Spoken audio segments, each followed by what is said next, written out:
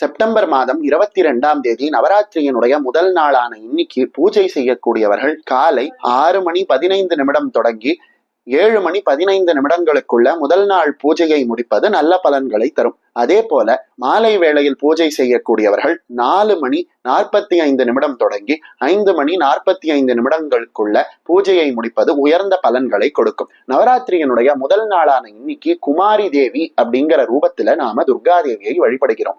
நவராத்திரி 9 நாளும் கன்னியா பூஜை செய்யக்கூடியவர்கள் இன்னைக்கு 2 வயது பெண் குழந்தையை இல்லத்துக்கு அழைத்து வந்து அவர்களை அம்பிகையினுடைய வடிவமாக பாவித்து பூஜை செய்து உயர்ந்த நல்ல பலன்களை அடையலாம் அப்படின்னு நம்ம பெரியவங்க சொல்லியிருக்காங்க.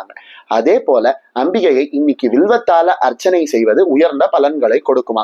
மலர்களால் அலங்கரிக்க விரும்புபவர்கள் மல்லிகை மலர்களை பயன்படுத்துவது உயர்ந்த நல்ல கதியை கொடுக்கும் அப்படின்னு சொல்லியிருக்காங்க.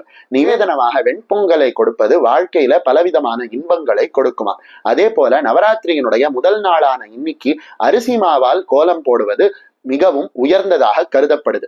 நவராத்திரியினுடைய 9 நாட்களும் கீர்த்தனையை பாடி கீர்த்தனை மூலமாக சங்கீதத்தின் மூலமாக அம்பிகையை வழிபடுவது என்று சொல்லப்படக்கூடிய உயர்ந்த ஒரு மரபை பின்பற்றக்கூடியவர்கள் இன்னைக்கு தோடி ராகம் பாடி அம்பிகையை வழிபடுவது உயர்ந்த நல்ல பலன்களை கொடுக்கும் அப்படின்னு சொல்லியிருக்காங்க.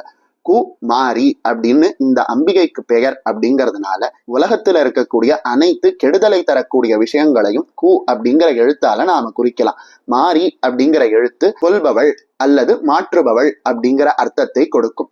அந்த வகையில நம்ம வாழ்க்கையில இருக்கக்கூடிய அனைத்து விதமான கஷ்டங்களையும் நீக்கி அனைத்து விதமான இன்பங்களையும் கொடுக்கக்கூடிய தேவியாக குமாரி தேவி இருக்கிறதுனால நவராத்திரியினுடைய முதல் நாள் வழிபாடு சகல விதமான செல்வங்களையும் நமக்கு கொடுக்குது.